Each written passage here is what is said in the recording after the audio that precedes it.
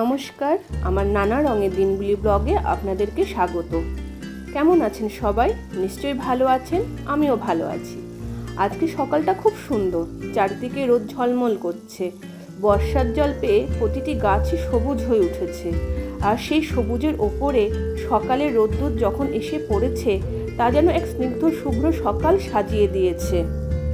এখানে আর খুব বেশি একটা বৃষ্টি হচ্ছে না, বর্ষাকাল মনে হচ্ছে শেষ। এবার বরোদাতে খুব অল্প দিনের জন্যই বৃষ্টি হয়েছে, আর সেই বর্ষার সময়টুকুকে সবাই খুব উপভোগ করেছে। তবে অন্যান্য বারের তুলনায় এবার যেন একটু কম সময় বর্ষাকাল ছিল। বর্ষাকাল চলে গেলে আকাশের দিকে তাকালে যেমন মনে হয় দুর্গাপুজো আর বেশি দেরি নেই, বাতাসে পুজোর গন্ধ ভাসছে। আজকের সকালে বাইরের দিকে তাকালে ঠিক তেমনই অনুভূতি হচ্ছে। অরিত্রর স্কুল ছুটি, কিন্তু ওর বাবারও ছুটি নেই, আমারও ছুটি নেই। তাই সকাল সকাল রুটি আর ঘুগনি বানিয়ে ফেললাম। রাতের বেলা কাবলি ছোলাটা ভিজিয়ে রেখেছিলাম, তাই সেটাকে সিদ্ধ করে রান্না করতে খুব বেশি সময় লাগেনি। জানেন, কত বছর হয়ে গেল আমরা পশ্চিমবঙ্গে দুর্গাপুজো দেখিনি। দুর্গাপুজোর সময় যাওয়া হয় না, কারণ বরোদাতে স্কুল ছুটি থাকে না। শুধু একদিন দশেরাতে স্কুল ছুটি থাকে। স্কুল বন্ধ করে আর যাওয়া হয় না। তবে এখানে 4-5টা দুর্গাপুজো হয়, আর সেই পুজোগুলো বেশ বড় করেই হয়। এখানকার পুজোও বেশ ভালো লাগে। তার সাথে উপরি পাওনা হলো এখানকার নবরাত্রি। আমরা নবরাত্রিতে গরবা করতেও যাই। আমরা 3 জন আর কেউই অত ভালো গরবা করতে পারি না, শুধু এদিক ওদিক থেকে ধাক্কা খায়। তবে চেষ্টা করি। আবার কোনো কোনো গুজরাটি আমাদের সাহায্যও করে ওদের মতন গরবা করার জন্য। আসলে ছোট থেকে তো কখনো গরবা করিনি, তাই যেন ঠিক মতন পারি না। গরবা ড্যান্সটা দেখলে খুব সহজ মনে হয়, কিন্তু আসলে ভালোই কঠিন। দেখছেন আমার এই ফুল গাছটিতে কি সুন্দর ফুল এসেছে, একেবারে ফুলে ভরে গেছে। কি সুন্দর লাগছে, কালারটাও কি সুন্দর, তাই না? লাল আর হলুদ দিয়ে সেটিং। চলুন দুপুরের রান্নাটা এবার বসিয়ে দিই, তা না হলে পরে গিয়ে আবার দেরি হয়ে যাবে। কুঁদরিটা তাড়াতাড়ি করে কেটে বসিয়ে দিলাম। জানেন তো, এই কুঁদরি আগে আমরা খেতাম না। অরিত্রর বাবার অনেক আগে রামপুরহাটে পোস্টিং ছিল। সেখানে পাশে একজন প্রতিবেশী ছিলেন, খুবই ভালো। আমরা ওনাকে দিদি বলে ডাকতাম। উনি একদিন কুঁদরি রান্না করে আমাদেরকে খাওয়ালেন। এত সুন্দর উনি কুঁদরি রান্না করেছিলেন, আমাদের তো দারুণ লেগেছিল। আজও যেন সেই স্বাদ মুখে লেগে রয়েছে। সেই থেকেই আমরা কুঁদরি খাওয়া শিখে যাই। তবে এখন তো আমিও কুঁদরি রান্না করি, ভালোই হয়। তবে আমার মনে হয় যেন সেই দিদিটির মতন অতটা ভালো রান্না হয় না। ইলিশ মাছ রান্না করব। ফ্রিজ থেকে সকালবেলাতেই বের করে রেখেছিলাম। মাছের তেলটা ভাজা করেছি। এমন সময় এখানে আমার যে বন্ধুরা আছে তার মধ্যে একজন আমায় ফোন করে। ও আমায় জানায় আজকে সব বন্ধুরা আর তাদের ছানাপোনারা মিলে দুপুরে বাইরে রেস্টুরেন্টে লাঞ্চ খেতে যাবে, সবার হাজবেন্ডরা বাদ। প্রথমে আমি একটু আপত্তি করেছিলাম, কারণ আমার রান্না প্রায় হয়ে গেছে, শুধু মাছটাই বাকি ছিল। কিন্তু পরে অবশ্য আমি রাজি হয়ে যাই।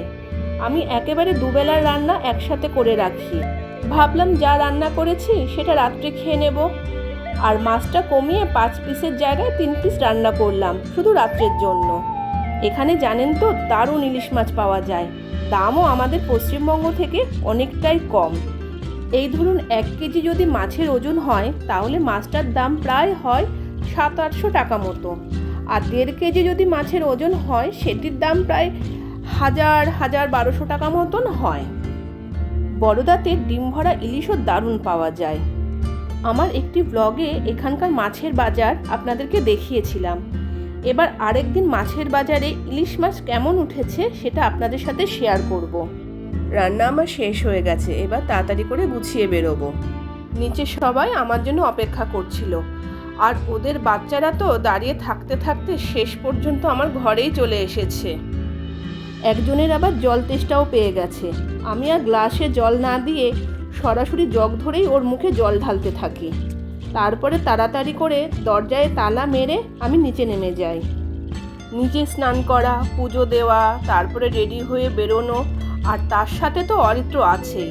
একবার বললে কোনো কাজ একবারে করে না সে। কতবার বলছি স্নান করে গুছিয়ে নে, ও টিভিতে নারুটো দেখতে ব্যস্ত। সব কিছু মিলিয়ে সবার থেকে আমার একটু বেশি দেরি হয়ে গেল। ওই যে আমার সব বন্ধুরা ওখানে অপেক্ষা করছে। এবার আমরা সবাই মিলে আমাদের গন্তব্যে রওনা দেব। সকাল থেকে আকাশে কোনো মেঘ ছিল না। হঠাৎ করে কোথা থেকে আকাশে মেঘ হয়ে এক পশলা বৃষ্টিও হয়ে গেল এর মধ্যে। দেখুন এইটুকু বৃষ্টিতে কেমন জল জমে গেছে। তবে এদিককার রাস্তায় অবশ্য জল নেই, কিন্তু রাস্তাটা বেশ খারাপ, ভাঙাচোরা। রাস্তার দুই ধারে কেমন জঙ্গল হয়ে রয়েছে, দেখলেই কেমন ভয় ভয় করছে। তবে রাত্রের বেলা এই রাস্তা দিয়ে চলাফেরা করা বেশ মুশকিলই। আমরা রেস্টুরেন্টে এসে পড়েছি। এই যে উইলিয়াম জনস, এখানেই ঢুকবো। চলুন তাহলে ভিতরে যাই। ঘর থেকে বেরোতেও একটু দেরি হয়ে গেছে। খিদের আর কি দোষ বলুন, এখন তো খিদে পাবেই, বেলাও তো হয়ে গেছে। বাহ, ভিতরের ডেকোরেশনটা তো বেশ সুন্দর, আমার তো বেশ ভালো লাগছে। জানেন তো, আমাদের বন্ধুদের 8 জনের একটি গ্রুপ ছিল, এখন আমরা 5 জন আছি। আমাদের সকলেরই হাজবেন্ড একই অফিসে জব করে, আর সকলের হাজবেন্ডদেরই বিভিন্ন জায়গায় পোস্টিং হতে থাকে।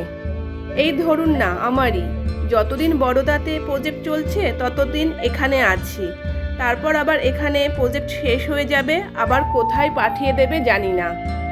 তবে মনে হয় বড়দাতে আর বেশি দিন আমরা নেই। আমি এখনো পর্যন্ত এইভাবে 4টি স্টেট ঘুরে ফেলেছি। আমাদের 8 জন বন্ধুদের যে গ্রুপটি ছিল তাদের 2 জনের পোস্টিং এসে গেছে, একজনের বোম্বে আর একজনের গুজরাটের মধ্যেই জামনগরে, আর একজন ফ্ল্যাট চেঞ্জ করে একটু দূরে চলে গেছে। আমরা যে 8 জন বন্ধু ছিলাম সকলেই আলাদা আলাদা রাজ্যের, জানেন। আমি তো পশ্চিমবঙ্গ থেকে, এছাড়াও আছে ঝাড়খণ্ড, বিহার, উত্তরপ্রদেশ, মধ্যপ্রদেশ, তারপর আছে হরিয়ানা, পাঞ্জাব, রাজস্থান থেকেও। এখন আমরা যে 5 জন আছি তার মধ্যে থেকে আর একজনেরও পোস্টিং এসে গেছে, ওর হয়েছে ব্যাঙ্গালোরে। রেস্টুরেন্টে যাওয়ার সাথে সাথে সকলকে একটু করে স্যুপ দিয়েছিল। তারপর যার যেটা খুশি যত খুশি খাও, সব কিছু এখানে আনলিমিটেড ছিল। চলুন গিয়ে দেখে নিই কী কী খাবার আছে। এখানে একটু ফ্রেঞ্চ ফ্রাই আছে, বাচ্চারা তো এটা পেয়ে দারুণ খুশি, হয়তো এটা খেয়েই পেট ভরিয়ে ফেলবে। বাচ্চারা এই ফ্রেঞ্চ ফ্রাই এত বেশি ভালোবাসে আর কি বলবো। এরপর আছে নুডলস, রাইস, কয়েক রকমের পাস্তা, ভেজ মাঞ্চুরিয়ান, নাচেস, ভাজি, ব্রেড বাটার, তার সাথে তো 20 রকমের স্যালাড আছে।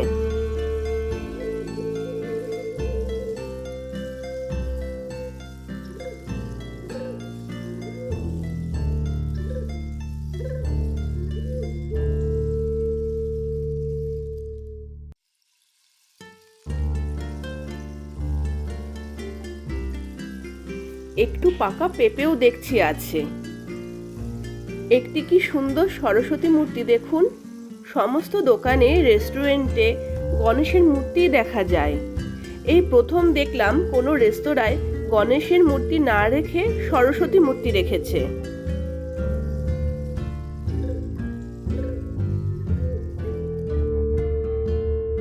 আমরা আমাদের খাবার নিয়ে বসে পড়েছি।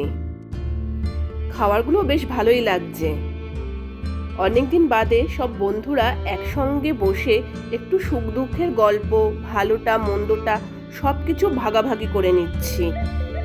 ওদিকে আমাদের বাচ্চারা নিজেদের মতন করে খাচ্ছে। মাঝে মাঝে বাচ্চাদেরকে এইভাবে ছেড়ে দেওয়াও ভালো, বলুন।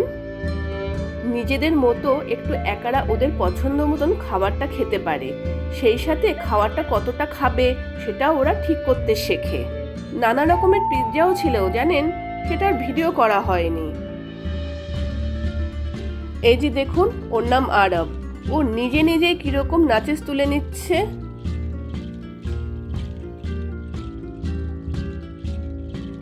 এই যে শেষ পাতে মিষ্টি মুখ করার জন্য একটু ব্রাউনি উইথ আইসক্রিম দিয়ে গেল, এটিও দারুণ খেতে ছিল। প্রতিটি খাবারই আমি ট্রাই করেছি, প্রতিটি দারুণ লেগেছে খেতে। আমাদের খাওয়া শেষ হয়ে গেছে। এবার আরও কিছুক্ষণ গল্প করে সময় কাটিয়ে তারপরে আমরা এখান থেকে বেরোবো। এই যে ছোট বাচ্চাটিকে দেখছেন, ওর নাম খুশি। ওর মুখে সব সময় এইরকম হাসি থাকে। ওর মা ওকে বলছে নমস্তে করতে, ও নমস্কার করছে। ফ্লাইং কিস দিতে বলছে, ফ্লাইং কিস দিচ্ছে। আর এই যে লাল রঙের জামা পরা দুটি বাচ্চাকে দেখতে পাচ্ছেন, ওর মধ্যে একজন কানহা আর একজন আরাব। আরাবের কথা তো আগেই বললাম, ও নাচেস নিচ্ছিল। আর আমার ছানাটিকে তো আপনারা সকলেই চেনেন। ওই যে একটু দূরে বসে আছে, ওই ছেলেটি হলো শীতেশ। ও আসলে একটু দেরি করে এসেছে, আর ওর খেতেও একটু দেরি হয়ে গেল।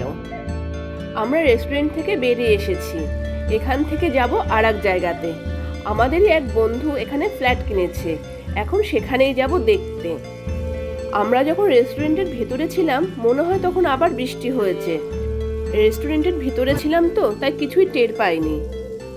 আমরা এসে গেছি ওর ফ্ল্যাট দেখার জন্যে।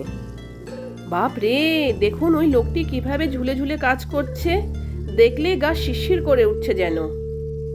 ওই উঁচু বিল্ডিং থেকে এইভাবে ঝুলে ঝুলে নামলো।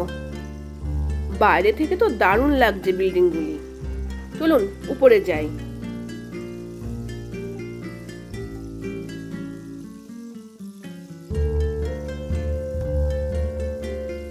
আমরা এখন 10th ফ্লোরে চলে এসেছি। কি দারুণ লাগছে বাইরেটা, কত দূর পর্যন্ত দেখা যাচ্ছে। আমার ব্যালকনিটা তো দারুণ পছন্দ হয়েছে, কি খোলামেলা।